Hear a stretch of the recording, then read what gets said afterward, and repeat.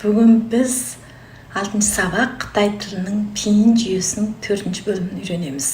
Бұнда біз дауысты және дауыссыз дыбыстарды біріктіріп оқуды үйренеміз. Алдымен дауыссыз дыбыстарды қайталаймыз, дауысты дыбыстарды да қайталаймыз. Содан дауыссыз дыбыс пен дауысты дыбыстар қалай бірігіп оқылады? Оған тон қосылған кезде ырғағы қандай өзгереді? Соларды үйренеміз. Енді дауыссыз дыбыстардан 23 дауыссыз дыбысты үйренгенбіз. Еріндік дауыссыз дыбыстар П, П, М, Ф. Тістік дауыссыз дыбыстар Т, Т, Н, Л. Көмейлік дауыссыз дыбыстар Г, К, Х. Тіл ұшы дауыссыз дыбыстар Чи, Чи, Ши. Қатты тілдік Ж, Ш, Ш, Ж. Жұмсақ тілдік дауыссыз дыбыстар Ц, Ц, С. Жартылай дауыссыз дыбыс И, У. Енді дауысты дыбыстардың ішінде негізгі 6 дауысты дыбыс бар дедік. Оны жалаң дауысты дыбыс деп айтқанбыз. Олар А, О, И, У, Ю. Қосарланған дауысты дыбыстар қос дауысты дыбыс немесе 9 бар. Олар Ай, Эй, Ау, Оу, Я, Е, Уа, О, Ю. Мұрынды дауысты дыбыстар мұрыннан шығатын Ән, Ін, Ин, Він, Жүн, Аң, Ың, Иң, Оң. Ерекше дыбыстар Ы мен Ар қосылып жеке иероглифтің дыбысы бола алады. Ар, бала дегендегі Ар.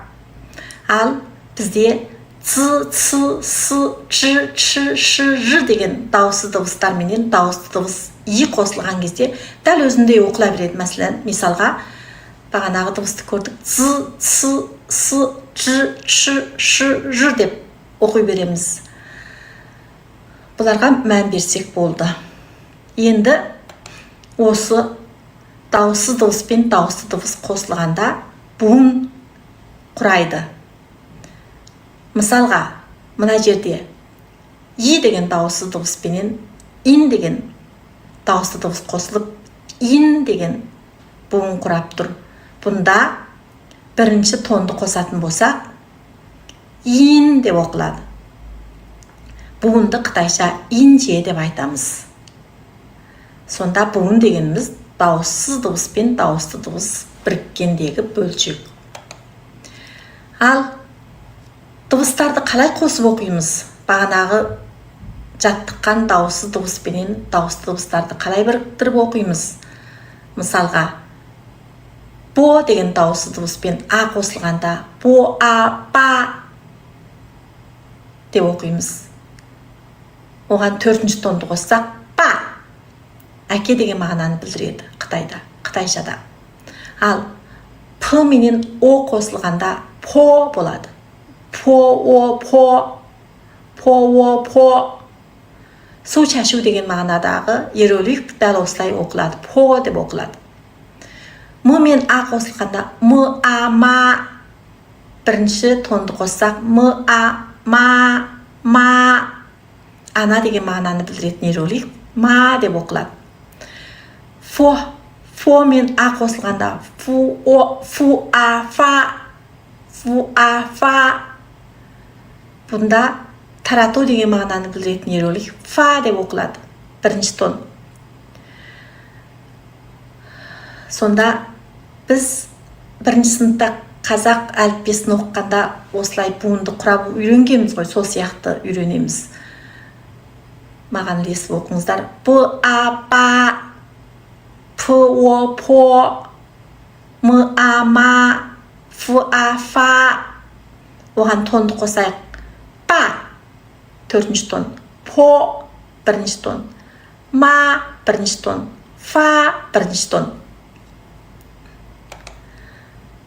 Енді Т, Т, Н, Л деген дауысты дыбыстарға дауысты дыбысты қалай қосамыз?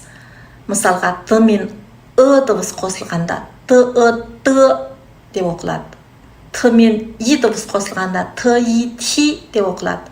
Н мен ну дыбыс қосылған, н мен у дыбыс қосылғанда н у ну деп оқылады. Л мен ю дыбыс қосылғанда л ю лю деп оқылады.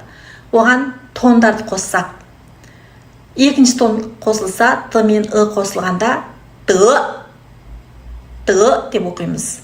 Т мен и қосылғанда бірінші тон қосылса ти деп оқимыз.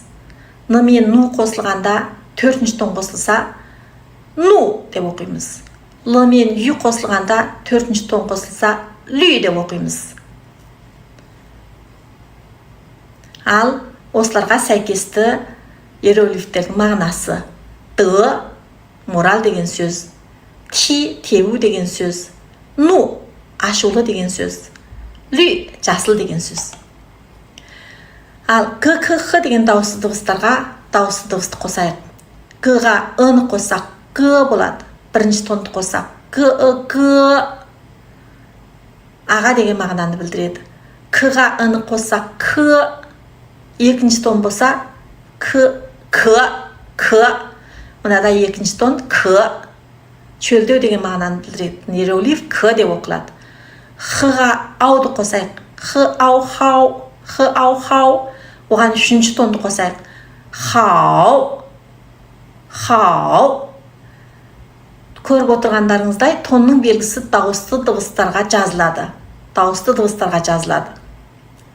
Соның төбесіне жазамыз. Хау деген жақсы деген мағына. Енді чи-чи-шиге дауысты дыбыстарды қосайық. Чи-чи бірінші тон. Чи-чи. Тауық деген мағынадағы иероглиф осылай оқылады. Чи деп оқылады. Чи. Чи-я-ча. Чи-я-ча бірінші тон. Чи-я-ча қысу деген мағына. Шие-шие. Тон қосылмағанда шие-шие деп оқимыз. Ал тонды қоссақ шие-шие. Шие-шие. Рахмет деген мағынаны білдіретін ше. Ж-чы-шыға қосайық. Ж-ға оң дегенді қоссақ, бірінші тонды қоссақ жоң болады. Ж-ға оңды қоссақ ж-оң-жоң. Ж-оң-жоң. Жоң. Орталық дегендегі жоң. Ч-ға ән деген бірінші тонды қосайық. Ән. Чан. Көмектесу. Ш-ға у деген бірінші тонды қосайық. Шу. Кітап. Жоң. Чан. Шу. Ч-оң-жоң. Ч-ән-чан. Ш-у-шу деп біріктіріп оқимыз. Дауысы дыбыс ж-ға ы-ны қосайық.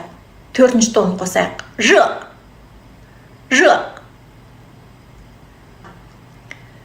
Цай. Цға айды қосайық. Цай. Қайтып келу деген сөз. Цайжен дегендегі. Цай қайтадан деген сөз. Цға ауды қосайық. Үшінші тон. Цау. Чөп деген мағына. Сыға әнді қосайық. Сән үш деген мағынаны білдіреді.